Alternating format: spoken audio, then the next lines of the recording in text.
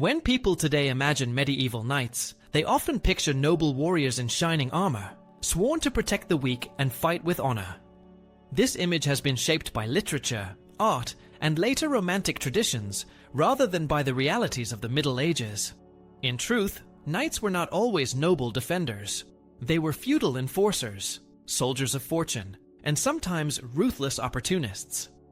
Their lives were defined by politics, money, and survival, as much as by ideals. The gap between the legend and the reality is wide, and understanding it reveals a far more complex and human story than the polished myths we inherited. Number 1. Feudal enforcers, not noble heroes. When you take a closer look at medieval knights, the familiar image of honorable champions dissolves into something far more pragmatic and often grim. Knights weren't gentle guardians of virtue. More commonly, they were armed enforcers of the feudal system, wielding power on behalf of their lords, and sometimes serving more as oppressors than protectors. Their role began in a landscape reshaped by feudalism, where land was exchanged for service. Lords granted estates, or fiefs, to knights in return for military duty, and little else was required from the lower classes. These knights didn't simply ride to battle. They administered estates, managed finances, and ensured rent and taxes were extracted from peasants, often by force. In many cases, their authority was backed by violence rather than respect. What's less romantic is how knights could incorporate plunder and intimidation into official duties. Wars or feudal conflicts allowed them, or even expected them to wage chevauchées, raids that burned villages, stole livestock, and terrorized rural areas. This practice aimed to weaken the enemy's resources and morale, and wasn't reserved for foreign foes. It occurred to subjects as well. The power imbalance on the ground rendered many peasants skeptical of knights' supposed nobility, viewing them instead as threats to everyday survival. Historical records show how often knights strayed into lawless behavior. Some acted like territorial strongmen, blurring the line between nobility and criminality. In border regions or during civil unrest, groups of armed retainers behaved more like warlords than disciplined soldiers. Local knights sometimes resembled raiders, exploiting instability to extort communities and enrich themselves. The consequences for peasants could be devastating. A widespread rebellion in France, the Jacquerie of 1358, erupted when noble abuses reached a breaking point. Peasants, angered by extortion, heavy taxation, and the violence of knights, rose against the nobility. The revolt was brutally suppressed, with mounted knights slaughtering rebels and burning villages in reprisal. The uprising, though crushed, revealed how deeply ordinary people associated knights with oppression rather than protection. The church itself recognized this darker side of knighthood. Religious councils tried to impose rules like the peace of God and the truce of God, designed to restrain knightly violence and protect non-combatants. The very need for such measures shows that knights were widely feared, and often beyond control. The ideal of the noble knight may have existed, but it was more a hope than a reality, born from attempts to civilize men who otherwise lived by the sword. In essence, the knight's daily reality was shaped less by honor, and more by obligation to his lord and the demands of feudal order. They were administrators, collectors, and warriors rolled into one, but rarely the gallant figures described in later literature. For peasants and townsfolk, knights could be symbols of power, yet also of brutality and injustice. They maintained a system built on hierarchy and fear, ensuring loyalty through intimidation as much as through loyalty or faith. Rather than imagining knights as paragons of virtue, it is more accurate to see them as armed pillars of feudal control. Their swords enforced taxes, their presence maintained obedience, and their power, both real and symbolic, helped keep the rigid medieval order intact. Far from being noble heroes, knights were often instruments of dominance, feared as much as admired. Number 2. The myth of chivalry. Chivalry is often presented as a tight code. Honor, mercy, loyalty, defense of the weak, refined love for ladies. But the term itself originally meant things pertaining to horsemen. It was first a social and military identity, only later dressed up as an ethic. In practice, the ideals were uneven, debated, and frequently ignored. Lords expected results: land held, taxes collected, enemies subdued. Knights lived inside that pressure. When justice clashed with advantage, advantage usually won. The Church knew this, which is why movements like the Peace and Truce of God tried to fence knightly violence off certain days and protect non-combatants.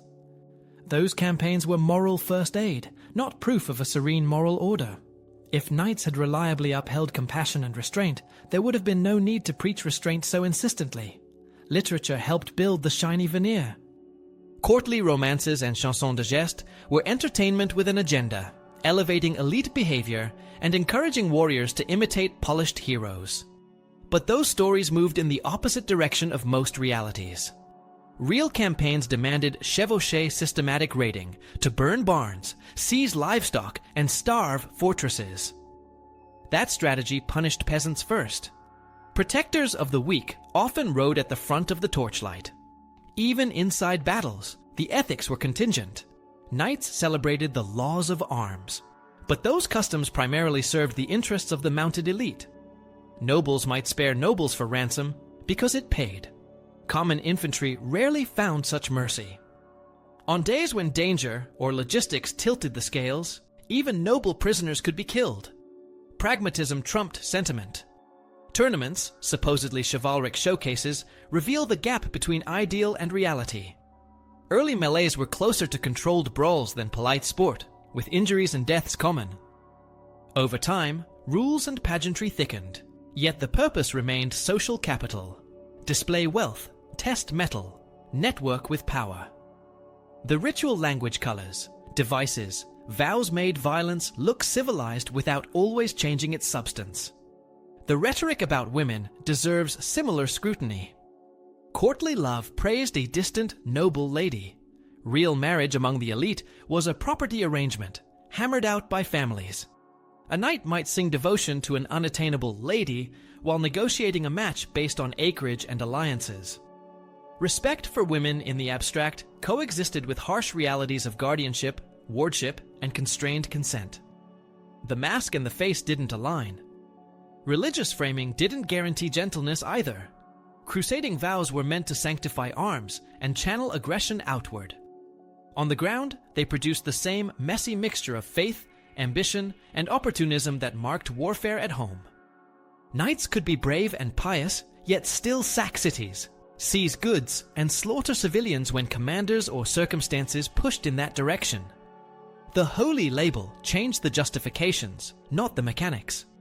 Regional differences complicate the picture, but don't overturn it. In fragmented polities where royal power was weak, retinues sometimes slid toward private war and extortion. In stronger monarchies, kings used chivalric orders, highly staged communities of honor, to bind nobles closer and turn the language of virtue into political glue.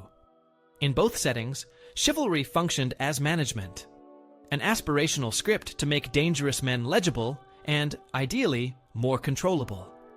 Crucially, chivalry's most complete formulations are late.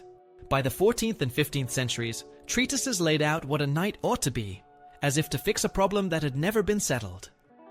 These manuals mention mercy, truth, defense of the church, proper conduct in war, but the energy spent defining the ideal hints at the gap between prescription and practice. The louder the rulebook, the shakier the custom had been. Technology and institutions widened that gap. Professional infantry, disciplined archers, and eventually gunpowder reduced the tactical dominance of heavy cavalry. As battlefield logic shifted, chivalric bravado became riskier and less decisive. At Agincourt, for example, pressing forward into constricted, muddy killing grounds was not noble but catastrophic. Armor still mattered, skill still mattered, but the system that created the knight's prestige no longer matched the system that decided battles. When the battlefield stopped rewarding the mounted elite, chivalry's ethic leaned even more toward theater. Heraldry, pageants, orders, and tournament culture flourished precisely as the old military edge dulled. The moral language survived because it served other purposes: legitimizing rule, smoothing aristocratic hierarchy, and marketing the ruling class to itself and to onlookers. That doesn't mean chivalry was mere hypocrisy. Ideals matter, even when broken. The expectation to keep oaths and honor safe conducts did restrain behavior at times. Ransom customs did spare some lives. Sanctuary norms did sometimes protect non-combatants. Knights read devotional books, funded chapels, and tried selectively to live up to what they were told they should be. But these were islands in rough water. The myth, as popularly remembered, suggests a coherent moral universe with predictable outcomes. Protect the weak, honor the lady, keep the oath. The history shows a flexible toolkit, deployed or discarded depending on advantage, command, and fear. If you want to understand chivalry as medieval people experienced it, imagine a spectrum. On one end, a serious effort to civilize violence through ritual and precept. On the other, competitive power politics with a refined vocabulary. Most knights stood somewhere in between, moving back and forth as circumstances shifted. The modern image survives because it's tidy. The medieval thing was not. Number 3. Warfare was not glorious. Popular images show armored champions trading tidy blows in open fields, but medieval war looked and felt very different on the ground. It was a moving problem of weather, mud, hunger, fear, and fragile discipline, where chance and logistics mattered as much as personal skill. Campaigns started long before any clash of lines, with lords negotiating musters, counting who actually turned up with serviceable horses, and deciding how to feed them. Grass for mounts and grain for men set the pace more than banners or speeches. Hard ground favored cavalry, wet ground punished it, and commanders watched the sky as closely as their enemies. Helmets narrowed vision and muffled sound, so orders depended on prearranged signal standards, trumpets, messengers riding through crowds, none of which guaranteed that a unit would hear, understand, or comply once fear and momentum took over. Infantry who held together behind stakes, along a hedgerow, or at the edge of a marsh, could blunt elite horsemen, while a loose group of knights lunging at the wrong moment could tangle and stall, piling bodies, tack, and splintered lances into a choking knot where even skilled men lost their footing. Missile fire was more than a dramatic prelude. Sustained archery, or crossbow volleys, degraded formations, killed horses, and equally decisive wrecked confidence. A cavalryman unhorsed in deep mud was a liability to himself and to comrades trying to maneuver around him. Once contact came, the melee was not a sequence of duels, but a press of shields, polearms, and bodies, where a slight slope or a hidden ditch became a silent ally, and where men drifted toward familiar faces, retinue with retinue, because in that noise you fought best near people who knew your voice. Friendly fire was a real risk.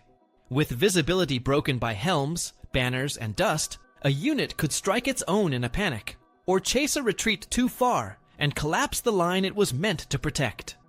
Many decisive victories hinged on small positional choices: holding a narrow front so numbers could not surround you, anchoring a flank on a riverbank, planting sharpened stakes to deny horses a clean run, or timing a reserve to hit a tired enemy as the crush loosened.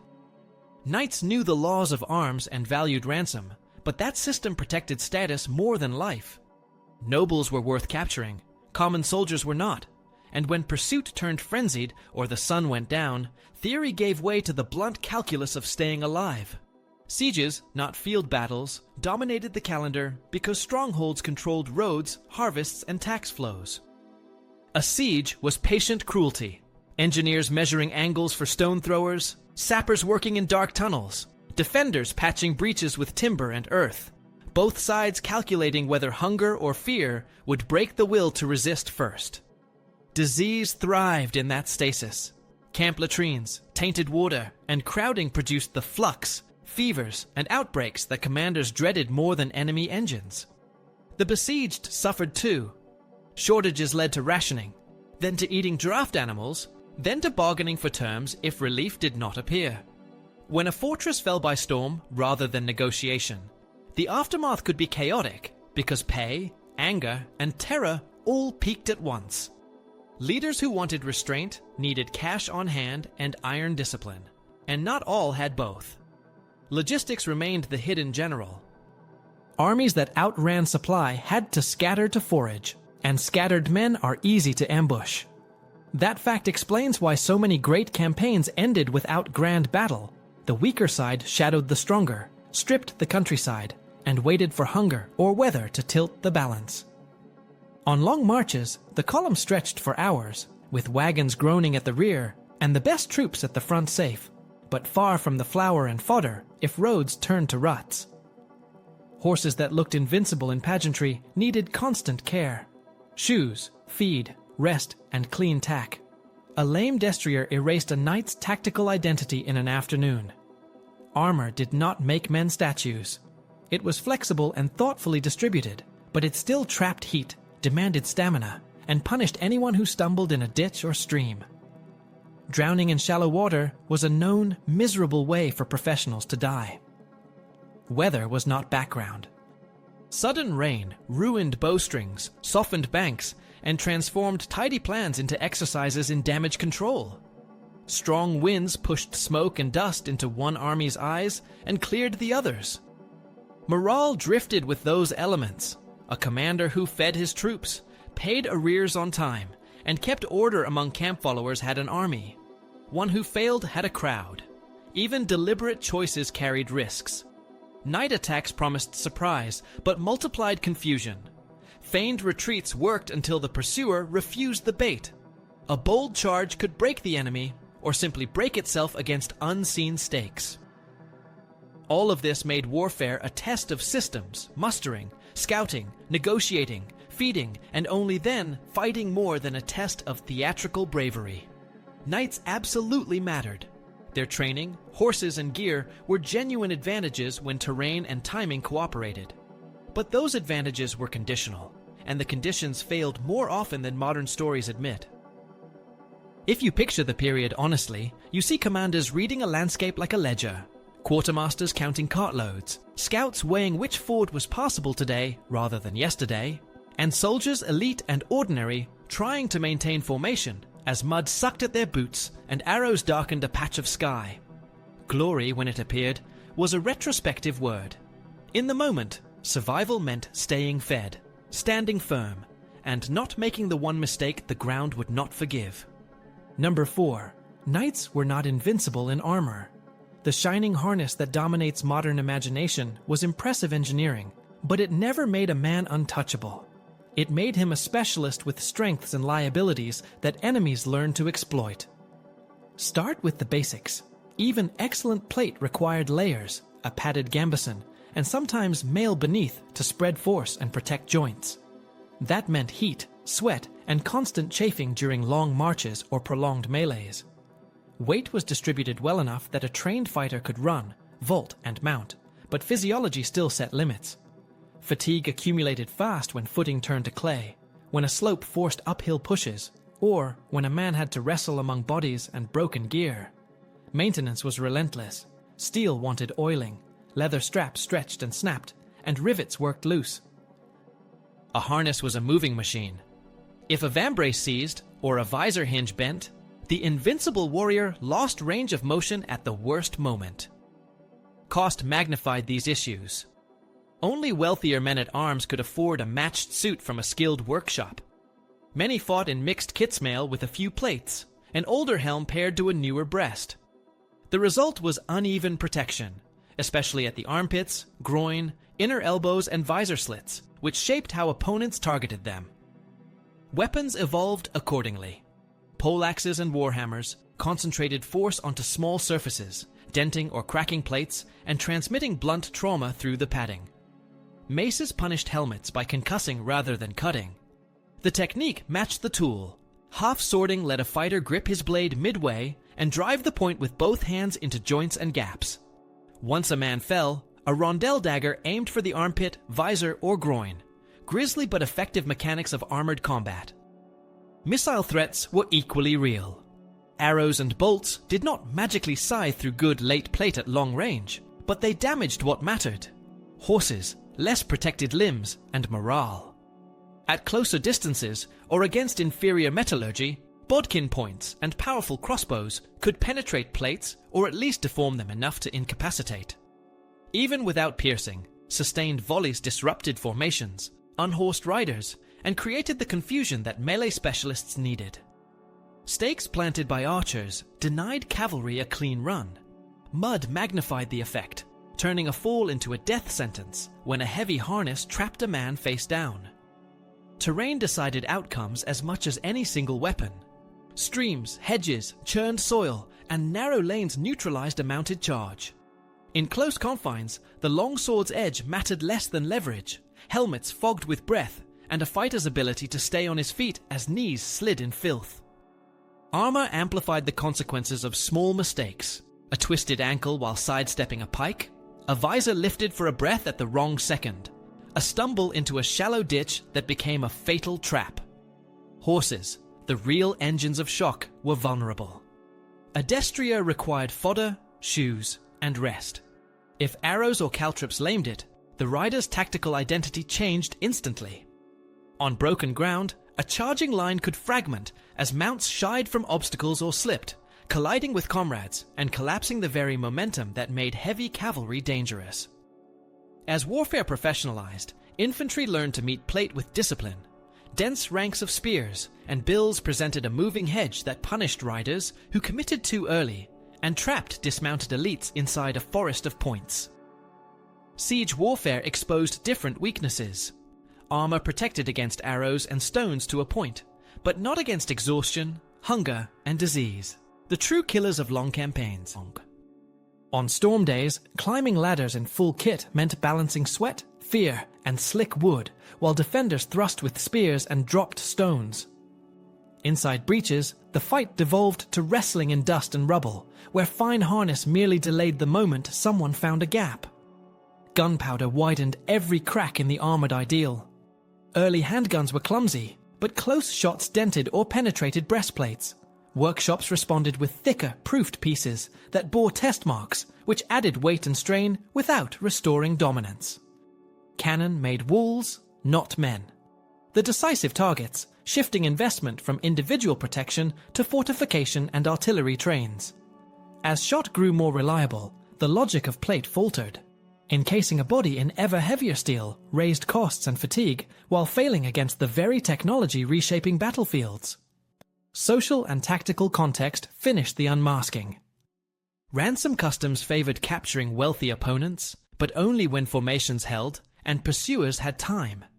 Once a line buckled, mercy gave way to panic, and a fallen armored man risked suffocation beneath friends and foes alike. In heat, a harness turned from safeguard to oven. In cold rain, its leather shrank and metal seized. None of this means armor was ineffective. It was often the difference between a bruise and a shattered rib, between a cut scalp and a fatal skull fracture. But its protection was conditional. On fit, on upkeep, on weather, on the horse under you, on the ground beneath you, on the discipline of the men to your left and right. The invincibility myth survives because polished plate photographs well, and because later storytellers preferred clear symbols to messy systems. The history shows something more interesting. Armor as a sophisticated but bounded solution to specific battlefield problems, powerful in the right moment and place, inadequate when logistics, terrain, and new weapons rewrote the rules. Number 5. The legend outlived the reality. By the 15th and 16th centuries, the social role signaled by the word knight had drifted away from the battlefield that created it, and what remained grew brighter in ritual than in combat. Firearms and disciplined pike formations shifted the center of gravity from shock cavalry to coordinated infantry and artillery.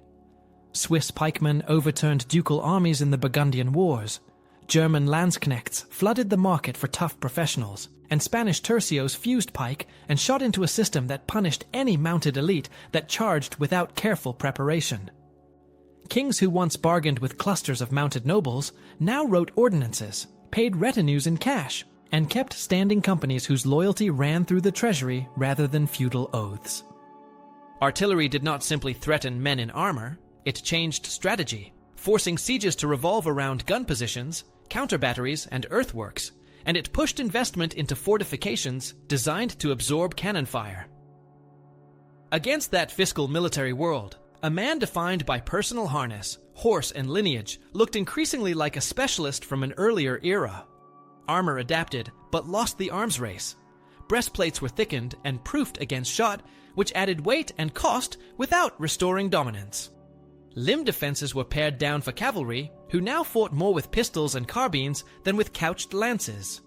The full war harness that once symbolized supremacy survived primarily in parades, processions, and carefully staged combats before the court. Those spectacles mattered. Courts built orders of chivalry and wrapped rulers in pageantry to convert military pedigree into political theater. Collars, mottos, and elaborate ceremonies created a language of loyalty that worked indoors even as it faded outdoors. Tournaments, increasingly regulated and stylized, migrated from rough melee to carefully scripted jousts that drilled horsemanship, showcased cloth of gold budgets, and entertained ambassadors. Albums of armor, tournament books, triumphal prints, and tapestries taught viewers what aristocratic courage was supposed to look like, and they did so just as real war rewarded accountants, gunners, and engineers. Print amplified the legend more efficiently than any herald. Romances that had long circulated in manuscript were fixed in vernacular editions, shaping a wide audience's sense of the true knight precisely when the occupation had become managerial. Mallory's cycle packaged a moral universe of oaths and dazzling feats at the moment English politics wrestled with new kinds of soldiers and the costs of keeping them. A century later, a satirist could tilt at the leftovers. The joke worked because audiences still recognized the old script. Meanwhile, monarchs leaned into the legend for reasons that had little to do with lances. Pageants taught obedience, marriages were negotiated under canopies of chivalric allegory, and propaganda borrowed Arthurian or crusading language to bind provinces after civil or religious conflict. The knight, reimagined, helped stabilize states he no longer led into battle. On the ground, noble cavalry did not vanish. They commanded, scouted, and charged when conditions were right. But the keys to victory shifted to terrain control, siege logistics, gun crews that did not run, and infantry who could pivot from pike blocks to shot and back again. Court arsenals maintained splendid suits that could be worn to mass, to diplomatic entries, or to carefully judged combats of courtesy. They were symbols of continuity in a world whose techniques of destruction had changed. The social body adjusted as well. For many lineages, the surest path forward was not the field, but the chamber. Councils, audits, provincial governorships, and legal privileges extended noble authority into bureaucracy. Education broadened humanist tutors, law books, etiquette manuals, because power now flowed through paperwork as much as through shock. The old vocabulary of chivalry helped nobles claim they still represented order and justice. In practice, they increasingly mediated tax, law, and military contracting. Memory finished the transformation. When people later pictured the Middle Ages, they reached for gilt harness, high saddles, and lyrical vows because those images were the ones preserved, polished, and repeated by courts, printers, painters, and antiquarians. The cumulative effect was not a conspiracy, but a filter. Survivals biased the record towards spectacle and moral drama, while the sweatier truths of campaign logistics, debt, disease, and failed charges faded into specialist histories. The modern gaze inherits that filter and strengthens it every time a museum light catches chased steel, or a novel turns a complicated soldier into a parable. The result is a paradox. The more completely the knight lost military centrality, the more completely the culture made him stand for honor. To see the period clearly, you do not strip away the legend so much as place it where it belongs, in chapels, halls, and books, while following the work of war to the bastions, magazines, and musters that actually decided outcomes. The knight did not disappear. He changed employers, wardrobes, and audiences, and the story that outlived him was the one those audiences preferred to tell.